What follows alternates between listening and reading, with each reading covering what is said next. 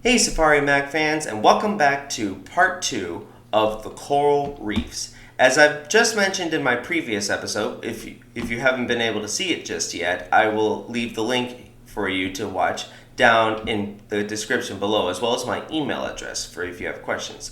Now, as I have mentioned previously, I would like to skip ahead of the influence in human culture and also the wild things, because there's probably billions of wild things I would want to discuss, and unfortunately, we just don't have the time. So, and besides, for them, time for coral reefs, time might be actually running out. So, if you're ready, let's continue with our dive.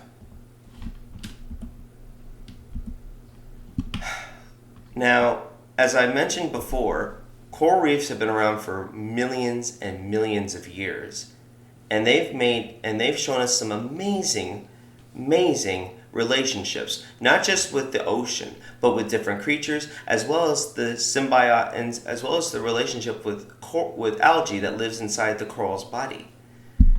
Unfortunately, that might be gone with it. It could all be gone altogether within the next probably 30 years or so, maybe even sooner. How? Allow me to explain. Sadly, as I'm back in 2003, as I mentioned, Jean-Michel Cousteau starred in a 7-minute short film with the DVD release of Finding Nemo, which was called Exploring the Reef. There was one other part that I didn't fully mention that was that he said in the beginning. He also said, and I quote, "And yet, mankind's actions have destroyed over 1/4 of the world's reefs." That was 20 years ago, as of this year. Sadly, today that number has actually doubled. Today, it's thought that half of the world's reefs are now gone. And how? But how? Well, there's a number of reasons. One of them is a practice called coral mining, where different countries like harvest different coral to later be sold on the market as a beautiful rock or a beautiful shell. But really, that destroys a lot of the reef. And as I mentioned before, these are very specialized organisms. Here's how specialized. So here you have a picture of healthy coral back in 2014. By February, the coral began to, this same reef, this coral was starting to turn white. And then it was gone altogether. So what's happening? What happened to it? Sadly, as we humans continue to use more energy, we create more pollution and more hazards. It's not just this alone. Sometimes bottom trawling can severely impact coral reefs. But I want to get back to this part. Sadly, as I said, we're using more energy, and so it's creating more pollution. As a result, the resulting global warming, or what we call climate change, has dramatically increased the temperatures of the ocean. And sadly, when this happens, the coral can't survive. And the algae can't live in it because it's very specialized. So, because of all these excess of nutrients now being dumped into the water because of pollution, the coral is not able to get enough food from the algae, because the algae splits because they can't take too much of it or they will die. So the coral, sadly, this reef could not survive. And the biggest way that you can tell if you're diving and if you see a reef, if you see coral that's white, it's very sickly.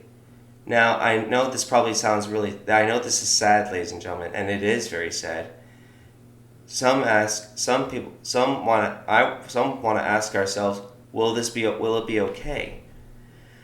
Well, it really is not going to be easy. See, as I've continuously said throughout all of my videos of Safari Mack, we need to learn to live in better balance with nature. So recycling, being local with what we want to get, and switching to cleaner energy. If we can do all of this, then we may have a chance to help maybe lower the temperature of the ocean, which would then allow the corals to flourish. And yet, it's not all gone just yet. There's still time. In fact, now we get into the best part. How can we save them? Right now, all over the world, marine biologists, or that's scientists who study ocean life and ocean creatures, they're working to help preserve coral, and there are many ways that they're doing it. Some have actually begun to raise coral. They've been studying different corals to see which one can tolerate the higher temperatures of the ocean. They have special little farms, so to speak, in different spots of the ocean where they can go out and check on progress on how the coral is growing.